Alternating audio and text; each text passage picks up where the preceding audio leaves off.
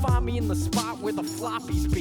Till I give it a read, keep it crisp in the sleeve. Every Tuesday night feels like Christmas Eve. Living between Wednesdays. What's up, folks? I'm your host, Konrad, on Wednesday Night Reviews, and today I'm joined by Ryan here at Knowhere Comics. Right? Thanks for taking the time to come on the show. Thanks for having me, Konrad. Appreciate it. Absolutely.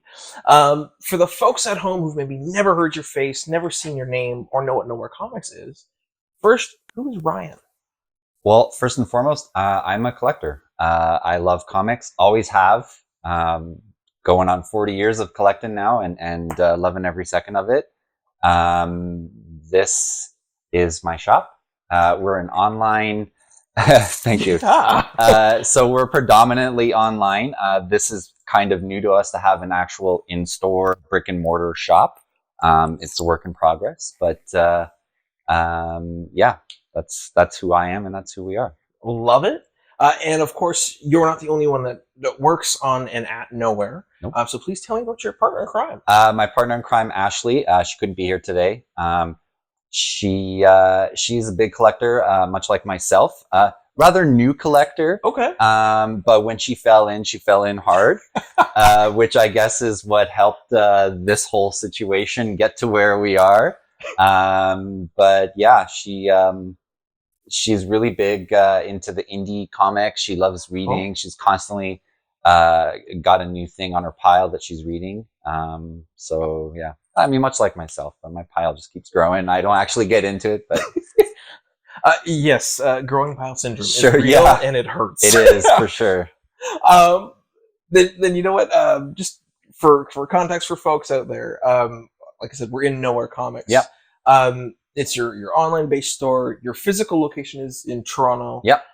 What's the specific address if someone wanted to come here and check it out? 88 Cawthra Ave. We're in the Junction, heart of Toronto, just south of Keele and St. Clair. If you want to get that intersection down, sure. Perfect. And I will say personally, whenever I've come here, I have always found it very easy to get parking just because of the nature of the area. Yes, So it's awesome. hard to find something in Toronto that's off the beaten path and looks like it's in the middle of nowhere, but you're really, and we also get that a lot. People think that we named our place Nowhere because we're in the middle of nowhere, but I'm bummed. Yeah, really. But so okay, the name. Sure.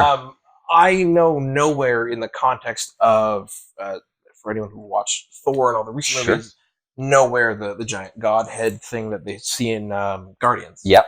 Is that where the name came from, or how did that come? Yeah, sort of. When we were shooting out names before we started, we were just trying to come up with something that wasn't too in your face, like the Superman shop, or you know what I mean, Peter Parker's den. Like, you know, we wanted something that was a comic book reference, but that wasn't maybe entirely in your face. Yeah. So we had a few that we settled on, and then it just kind of got whittled down to Nowhere. I love it, and it's plain, it's easy, it's definitely unique. I love the K on the front of Nowhere. Yep. Then when the shop started, when I first came into contact with you guys a couple of years back now, I actually met you at the Toronto Comic Book Show. Sure. Yeah. And then I got your cards and stuff, so it was like, okay, cool, let's go online, let's see the store. So when did the shop become a thing? The physical store? The online store first. The online store first. So, say it's a little over 4 years ago.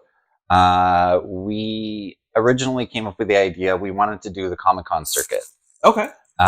You know, we wanted to start off small with the, you know, small town Ontario Comic-Con, and then, you know, expand into the bigger ones, and then start to go to, you know, Ottawa, Niagara Falls, Montreal.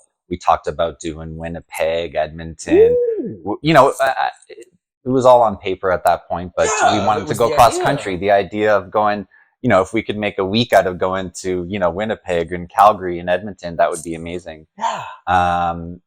But COVID. Yeah. If we remember that little thing that happened. About 3 years ago? Yeah. So you know, we had, I think at that point when things got shut down, we had already booked at least 10, I want to say 12 to 14 for that year that we had booked that we had to cancel or postpone. And of course, nobody knew how long or what was going to happen at that point. Oh, man. So we said, well, shit, what are we going to do? So we had the website on the side, but it was just kind of there for the sake of being there. So your intent was, like you said, do the circuits and do all of your sales, like your primary business, by go to a con, sell, buy, trade, whatever, hit the next one up, go back to our warehouse, whatever it was going to be, and then process any orders we had from the website, and then go from there. Okay, cool. And then we said, well, if we're not going to be doing cons, well, then why don't we just focus a little bit more on the website, make it a little bit more like you're actually in a store or in a con, but on a website. How can we do that? How can we make it seem like you're flipping through boxes, or you know what I mean? So we just kind of spent a lot of time on that, and developed more or less what we have now. I dig it. And like I said, one of the first things where I came into contact with you was through doing some orders. I think within like a 4-month period, I think I put in 2 or 3 orders with you guys.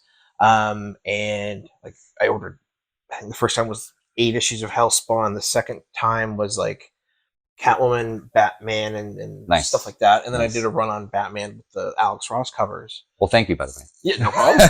Thank you. I've been looking for those covers. Cool. And one of the things that impressed me the most was when I got it. It was the cleanest, most professional looking packaging. It was branded really good, but not in your face. So like when I got it, it had like the brown cardboard, shipping label, whatever. Cut that open, opened it. It had the books in there. You had your business card right on top. Took the business card off, unfolded it, and then there was the books. Brand new bags and boards, and on the back of them was actually a little white sticker that said Knowhere. Yep. I loved that. I actually made posts about it, being like, this is the sleekest I've ever seen. It struck me, like I said, I found it very important. So when it came to that process and doing that, how did you develop it? Was that a priority, or did it just kind of happen? I wouldn't say that was a priority, but it was always a priority for us to make it seem like we genuinely cared about what we were giving out. Yes, there are comic books. Some of them are old, but we care about them. We want a fresh bag on every book that goes out. We want a fresh sticker. We want to make sure that people know this was packed with care. If I pick an order, Ashley double checks the order. If Ashley picks an order, I double check the order. Oh, okay. She'll put it in a box. I'll double check that it's the right order in the right box. We want to make sure that there's 2, 3, 4 checks going on to make sure that your order doesn't go in someone else's box, or that all the right books are in your order, right? We want to care about all those things. So that, I don't even remember where the idea for that came up with. We thought about doing the stamp on the back of the thing, but that's been done. And it looks a little, maybe somebody doesn't want that in their collection. At least with this little sticker, they can have it. They can see where they got it from. And if they don't like it, they can tear it off and use a piece of Scotch tape or whatever it is that they want to do instead. We just thought it was a fun little thing, and kind of goes well. I mean, we've got the massive boxes for them down there. What I will say, when it comes to the sticker that you picked, maybe it was a very easy decision, maybe not, I don't know, but the sticker itself that goes on the back there to seal it, I love how easy they are to get off and put back on. Because I've seen shops use them, and just maybe because they're like, screw it, we need like 10,000 stickers, just get a cheap one, get our symbol put on it, and you go to open it and it tears it in half and it doesn't look great. Yours just don't do that. So good choice. Well, thank you. Yeah, I'm glad that they do that. So we don't really get to control that, I guess, sometimes, but I'm glad it does. Yeah. Perfect. Now, when it comes to amassing comics, and obviously the folks at home might not necessarily see everything in the store, you can see you've got some beautiful wall books, CGC, Raw, but you have, how many long boxes do you have? Like, total? Oh, long boxes. Well, oh boy, I don't even know. There's about 40,000 plus physical raw books in stock on our website.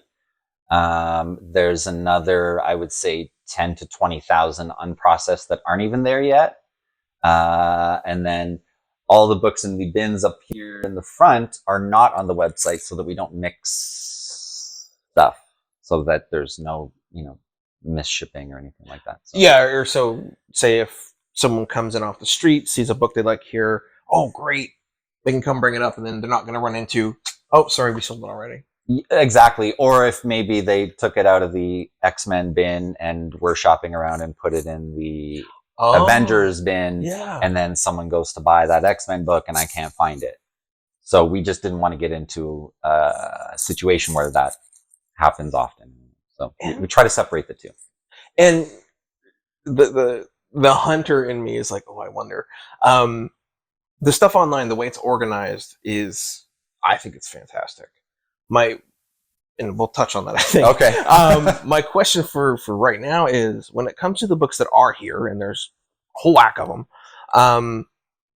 are they, the books that get here, are they duplicates from the backlog, or is it a matter of, you think this would look cool in store and this would look better online? Like, how do you choose what goes where? That's a good question. There isn't really a set formula that we use. If we happen to have a full run of, I don't know, Avengers, and we already have that run on the website, I'm not going to spend the rest of the day scanning and cataloging them all on the website. We'll put them in the bin for in-store. So that sometimes is an easy one. So yes, it could be a duplicate. Sometimes we might have, I find we tend to have a lot of people that like the older stuff, the coppery, bronzy sort of stuff. Yep. So if we happen to have like a few, I would say randoms, maybe one from this series, one from this series, two from this series, one from this series, it almost seems counterintuitive to catalog it, put it online, and it's just one book, when I could put them in store. And I don't know, it just kind of makes a little bit more sense to do it that way. No, I dig it. And that way someone can come through and find their Bronze Age or Silver Age book that they're freaking out about anyway. Yeah, exactly. Nice. You mentioned earlier 40,000 on the website, another 20,000 cataloged. Uncatalogued. Uncatalogued, yes, uncatalogued. Yeah. How does one do that? Because like I've read somewhere the average comic collector in their lifetime as a collector will get around 3,000 books. I know for a fact I'm at, except I can't say a fact anymore, I'm at about 2,100, I think. Okay. You're here alone, not your own stuff, but you're pushing 60, 65. Yes. I mean, so it just kind of happens. I mean, I don't even know. A lot of word of mouth. People will tell people, oh, Ryan and Ashley have a comic book store. And then someone will say, oh, I know a guy at work who has a bunch of comic books that doesn't want them anymore. Ooh. Give us their number, and they'll call us up, and we'll go from there. Having a brick and mortar, almost every day I have somebody either walking in or calling. Oh, cool.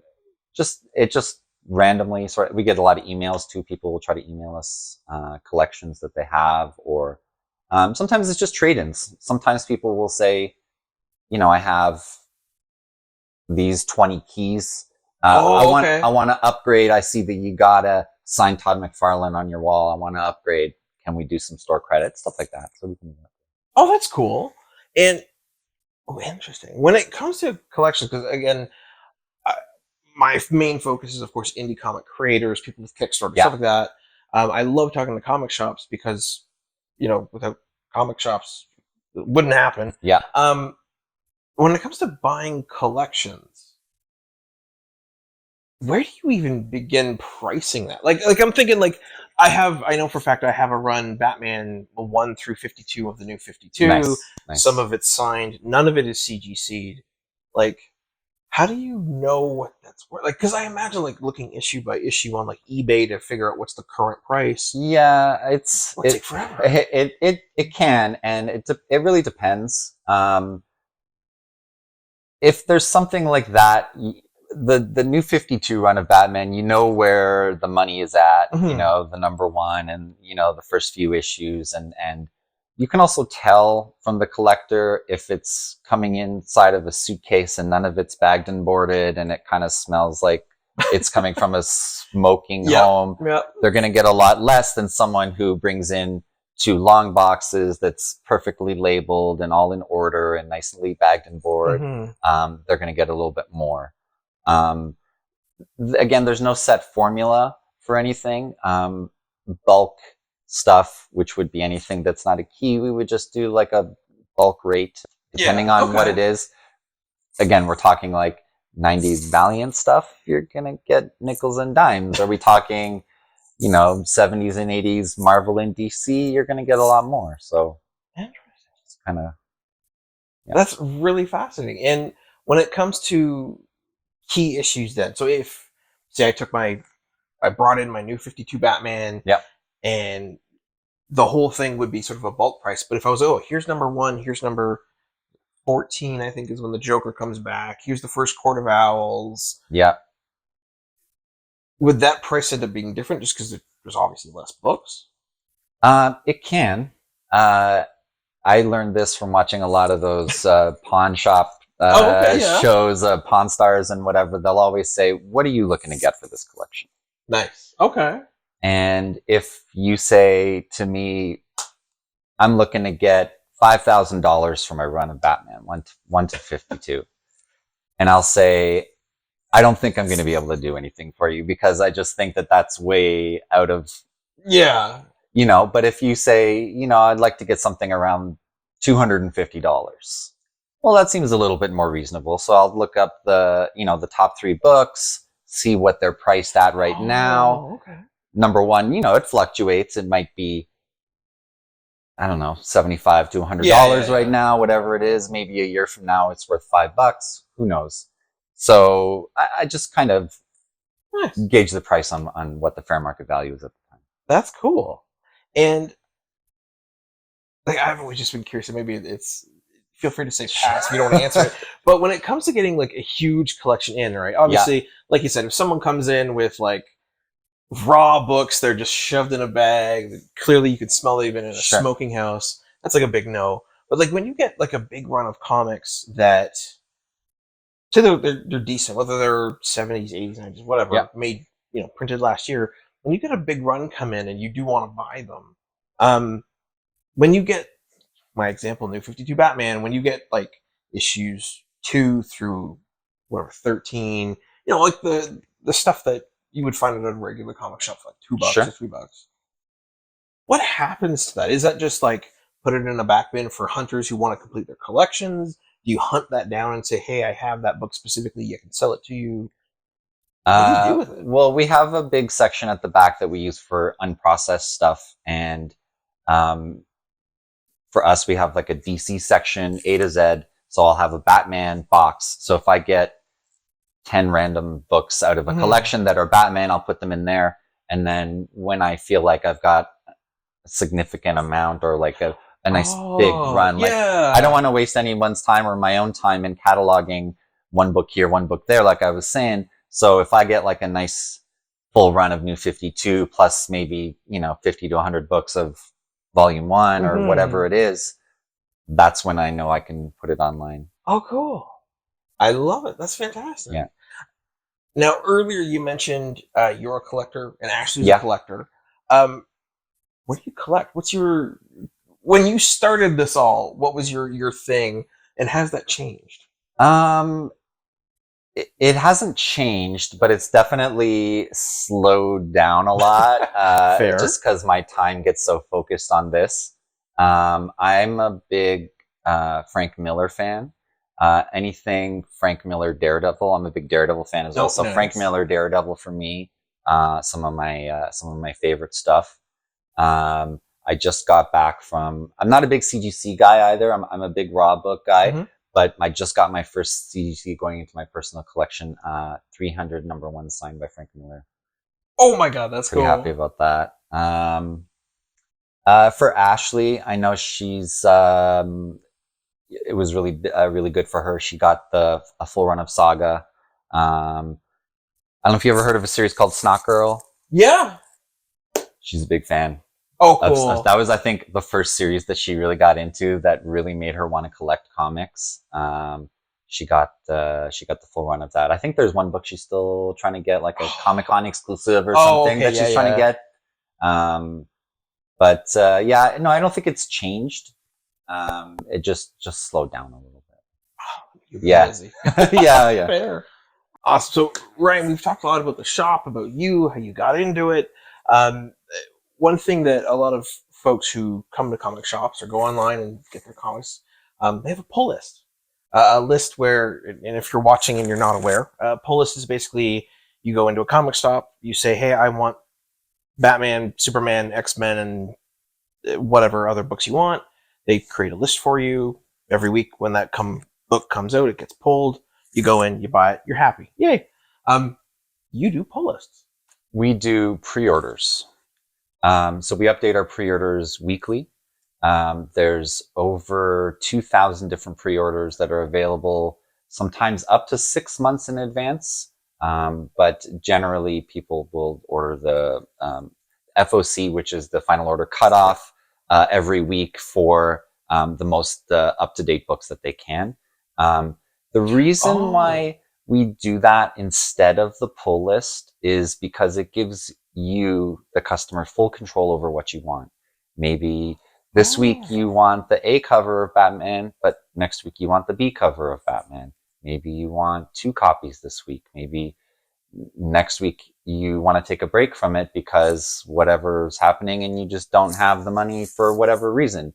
So you want to put it on hold so you don't have to worry about whether or not I'm putting one aside for you. You get full control over what you want. And everything that you pre-order when it comes in gets put into our bins here, and it's free to pick up or ship out whenever you're ready. I love it. And I'm assuming with shipping, there's some sort of shipping fee. We're in Canada. Well, Ontario and Quebec, orders of $100 or more are free shipping. Rest of Canada is $150. Okay, so if someone in Ontario or Quebec was chilling at home, they made their pre-orders up, it got put away nice for them, and however many months, depending on what they read down the road, they piled up $100. Yep. They can ship it for free. Most people do that. Let's say they only want one this week. Next week it's 3 books and whatever it is. They'll wait until they get to the threshold for free shipping.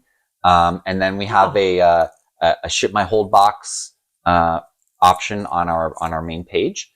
So you just go there, we calculate it. Yep, Konrad reached $100 in sales for this order, and we ship it to you for free.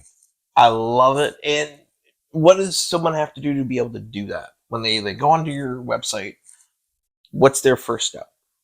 For placing the order? Yeah, like if someone wanted to go in and get the books put aside for them and then shipped out, what would that look like? Oh yeah, it's super easy. So you just build up a cart with whatever books you want. It doesn't even have to be one thing. You could do 2 pre-orders and a back issue of Batman if you wanted.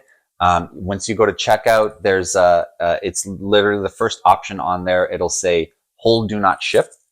Oh, okay. It's a shipping option that's free for you to hold, do not ship. So we'll compile all the books that we have in stock. The rest of them will go in here and wait to be fulfilled for when they come in on the new releases. And then once your full order is ready to go, we'll send you an email saying, Konrad, your full order is ready to go, and we'll put it on hold. You don't have to wait for the threshold. You might just want to ship it out now. You can say, Ryan, invoice me for what I've got, and we'll send you an invoice, and we usually ship within 24 hours. Okay, so 2 things there. 1, ship within 24 hours. Love it. Usually, depending on what we got going on. Like when we had our anniversary sale, we were getting something like, 100, 150 orders a day. So, and it's just me and Ash again. So it might take 2 days to get your order out, but under regular circumstances, we usually get them out within 24 hours. Love it. And when do you charge for the books?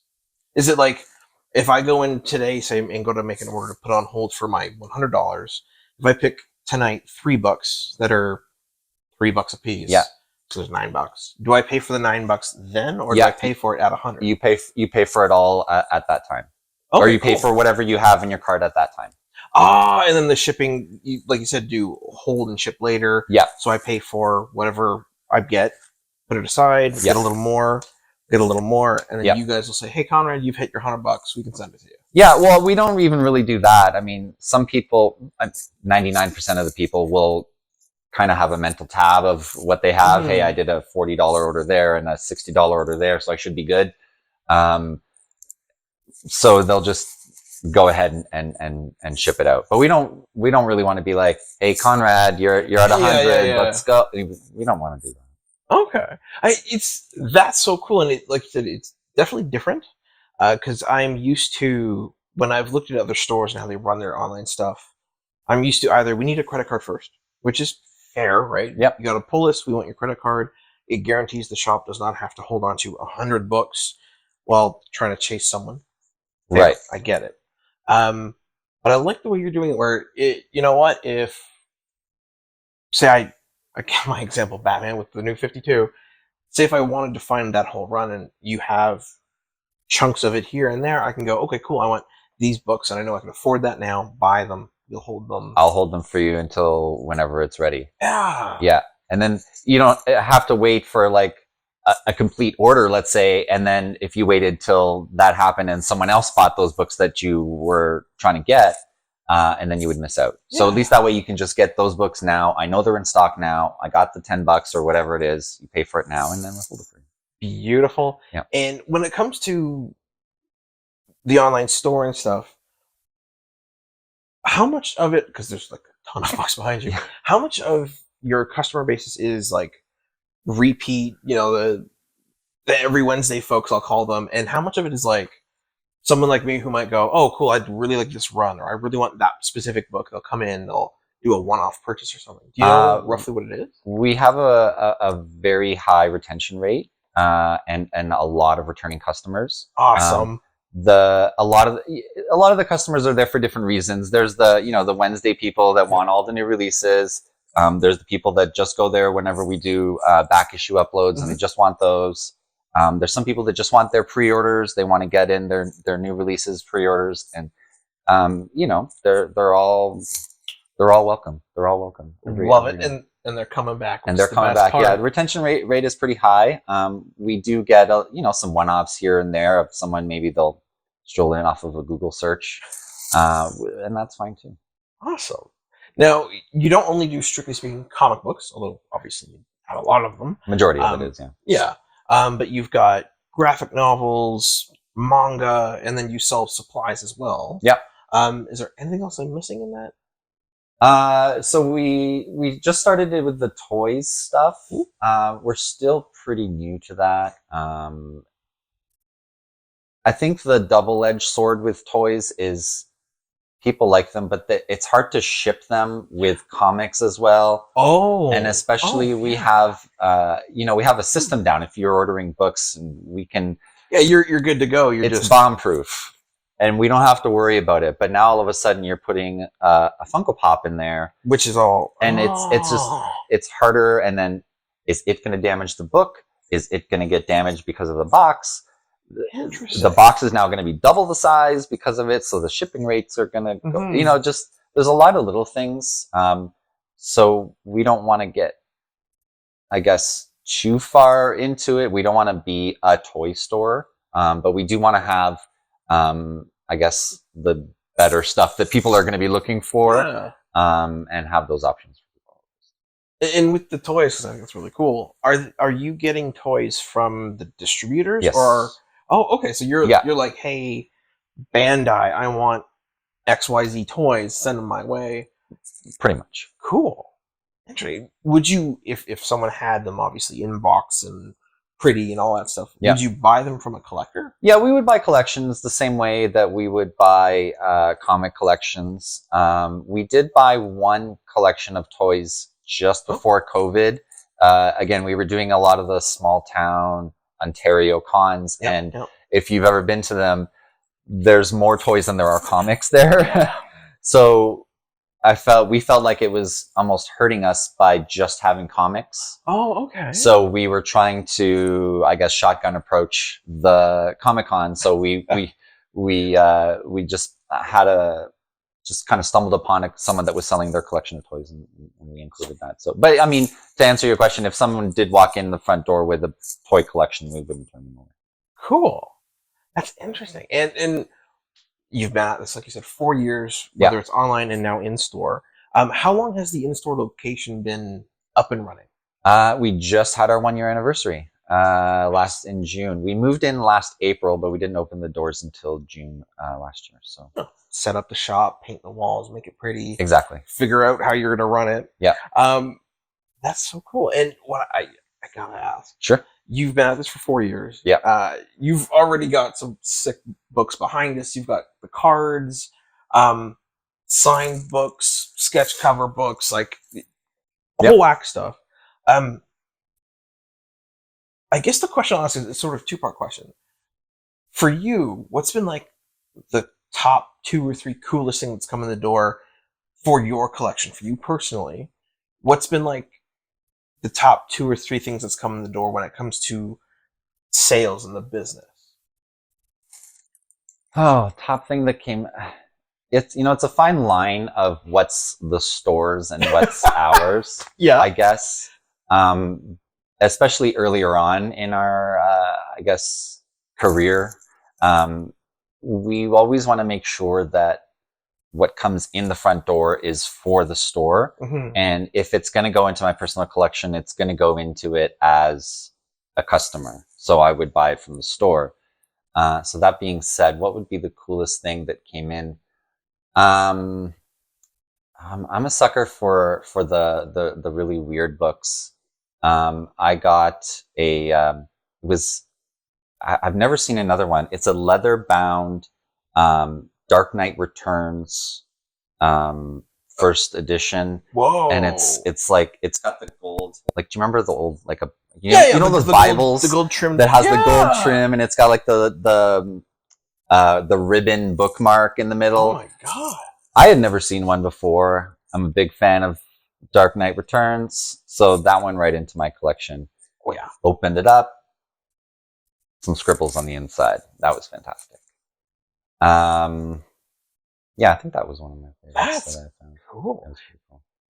To your knowledge, is that something actually produced by DC or whatever publisher that would have made it? I think it was. I think it was limited to whatever amount it was. But it's definitely not in print now. No. Oh yeah, my God. Yeah. But it's the first time I'm hearing of it. Was cool. That's so cool. Yeah, it was really cool. Fascinating. And when it comes to like what's coming through the door for the business, obviously you pick up a lot.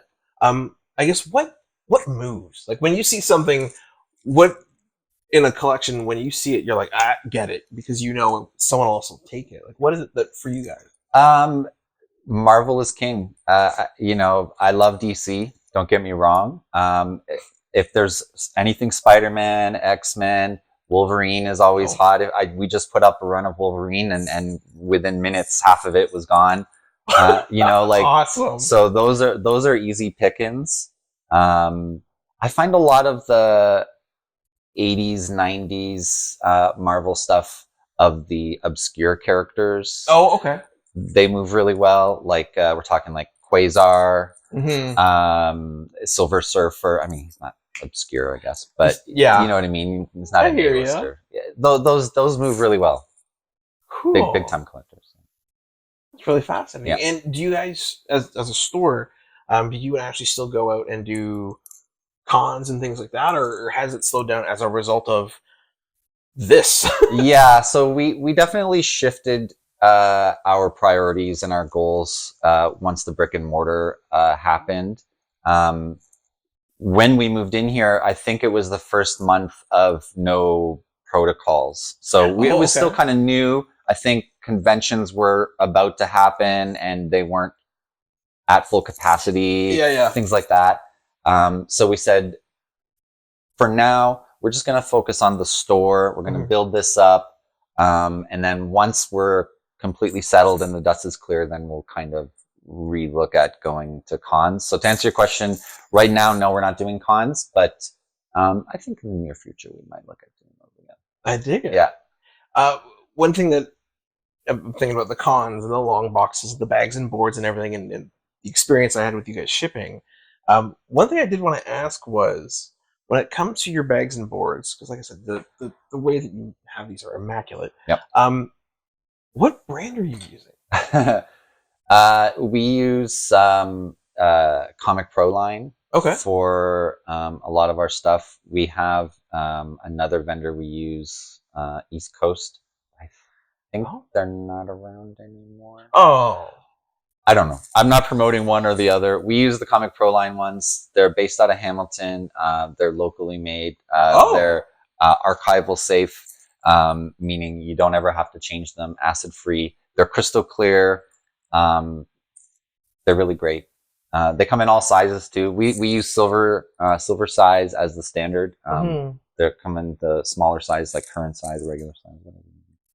Awesome. And folks can come in, and if they have a collection that obviously they want to keep and keep nice, yep, you do sell bags and boards that folks can use and basically emulate your own style without the stickers and the branding for your system. Of course. Yeah. Yeah, and I recommend too, if you do have keys like these, we have the boards fullbacks, so they're essentially just a lot thicker. Oh yes. So you don't have to. I feel like that kind of goes a lot farther than having a good bag sometimes. Yeah, like that way. In the fullbacks, that's the one where if you have it in there, it'll have a border around it, right? Because effectively. Yeah, like for example, like if you feel it. Oh yeah, that is really thick. Like what I like is it's got the border here. That's the Silver Age size. Yeah. So we like using Silver Age for a number of reasons.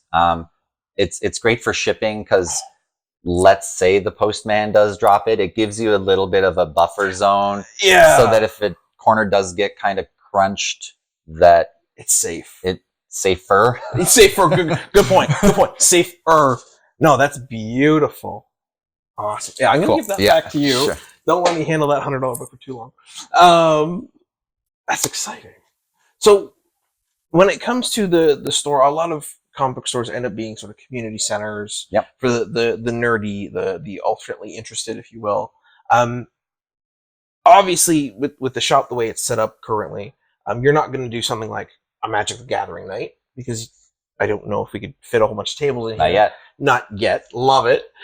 So what kind of stuff do you do when it comes to community and maybe not community outreach, but getting involved with the community and having people in and stuff like that? Well, yeah, that's we're always trying to do something new. That's new to us as well. So, I mean, Free Comic Book Day was a big one. We had a big event for that. We were throwing out flyers. People came from all over. During the summer here on this street, we have a block party once a month. Oh, wow. And essentially they'll shut down the street to cars and they'll have a DJ out front. Our friends next door at Nickel 9 will open up their patio for drinks. There will be all kinds of food vendors.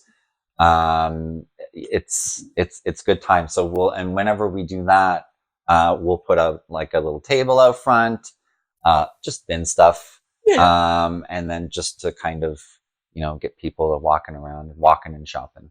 That's amazing. And when it comes to stuff like that, like I said, just bin stuff, I'm assuming it very well might be like one of the back bins where it's just something easy for you guys. Something easy, like dollar bin stuff on the bottom, or we would just take nice. Yeah, just some stuff. Yeah, just make life easy, get yourself out there, say hi. Yeah. Get some people maybe wanting to come through. Yeah. Good job. Yep. When's the next one? So they haven't set a date yet, but I believe it'll be the last weekend in July and the last weekend in August. Perfect. But stay tuned. I dig it. Then in that case, is there anything else I like to ask this? And when it comes to the store, what do you find makes it different, unique, compared to any of the other variety of stores in Toronto? Is there something you guys think maybe you do better, or just your approach is different? Well, I'd like to say our approach is different. I think I'm too humble to say anything like I'm better than, just different. I like that. Nice. For us, we like to know everybody that comes in the door. Whether they're here to just pick up their online order or whether they're here to shop, we want to know everyone's first name. We want everyone to know our first name. We want to know what they're into. So when they can come in, I can say, oh, I remembered you're into this series. Did you know that a new volume came out? We're really big at, customer service is really important to us. We don't like to call it customer service because whatever, but I hear you. We want it to be a little bit more fluid. We don't want it to be like you're the customer over there and I'm behind the counter here. We just want it to be a little bit more fluid. And I find that works really well for us. We like to talk about comics. It's what we're here to do. One of our favorite things is if someone will come in and say, I don't know what I want. What do you recommend?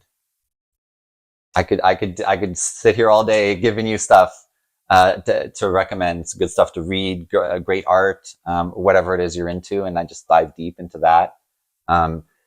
Will other shops do that? I'm sure some of them will. Some of them might not. Exactly. I don't know. Some of them. It's your approach. Yeah. I can't ever remember going into a shop and anyone ever remembering my first name, though I had been there many times. But I mean, maybe that's not their approach. Yes. One thing that when I came into the shop for the first time, one thing I liked is I believe you actually stood up. You were like, "Oh, hi, nice to see you." Everyone gets a greeting. Yeah. Everyone. Even if I'm fully engaged in a conversation with someone, I try to break free for a second just to make sure that everyone feels like they've been welcomed. I love it. And the other thing is just being here and moving around with how well lit it is, how extremely organized it is. Yeah. This place does not feel like a comic shop from the 90s or earlier with like the sun-bleached posters of the Avengers in it.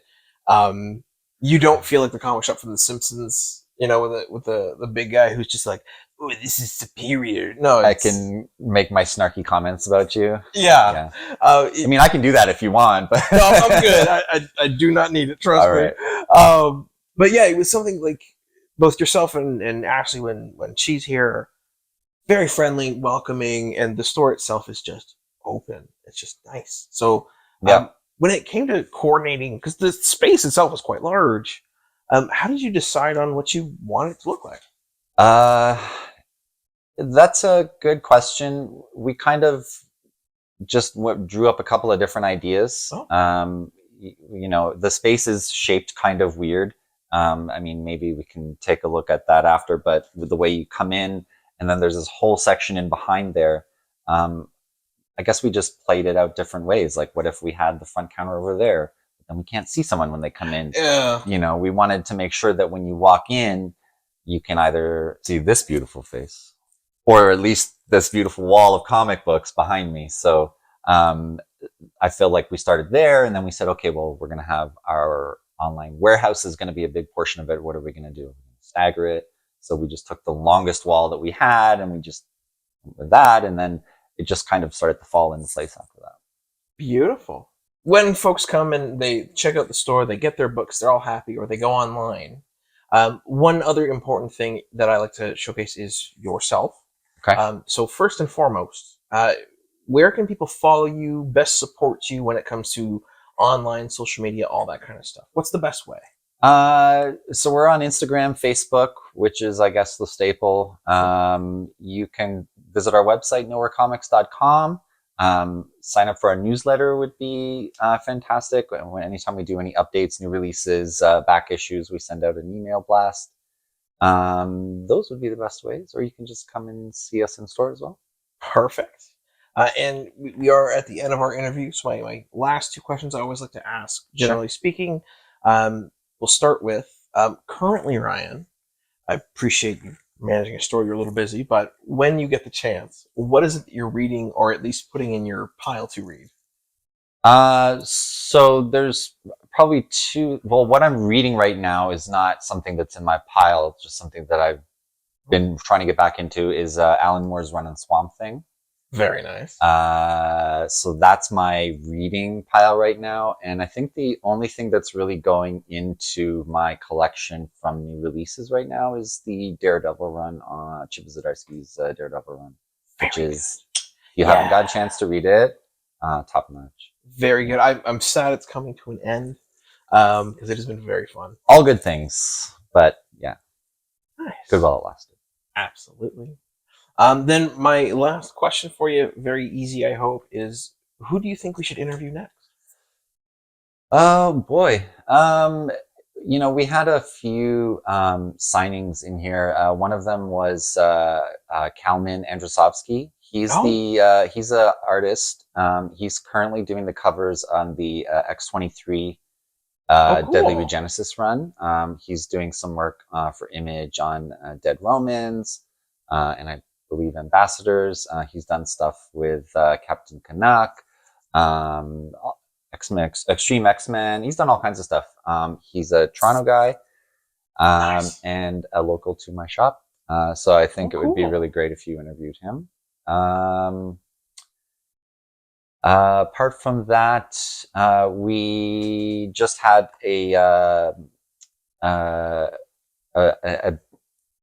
we just met with a little meet and greet with a indie startup. It was Kickstarter funded, and they won an award for best new sci-fi series called Ananke. Okay. I'm sure you haven't heard of it, but it's fantastic story, and they're just the nicest people. I think that they would be a great addition for your interviews. All right, then I will be sure to get their details from you so I can reach out afterward. Yeah. Thank you. And Ryan, we're at the end of the interview, so absolutely thank you so much for taking the time to come on the show. Thank you for having me so much. It's been a pleasure. Absolutely. For the folks out there in YouTube land, absolutely. Thank you for tuning in. Like, comment down below what you thought of Ryan and what you think of Knowhere Comics, and subscribe for more. And we'll see you next time. Golden age to present, digest to oversize. Never miss new comic day. Yeah, no surprise. So where's my no prize? Check the letter columns. Can't find issue 2? Yeah. Collector problems, cliffhangers, mysteries. You need answers. When did Batman become Green Lantern? I get it.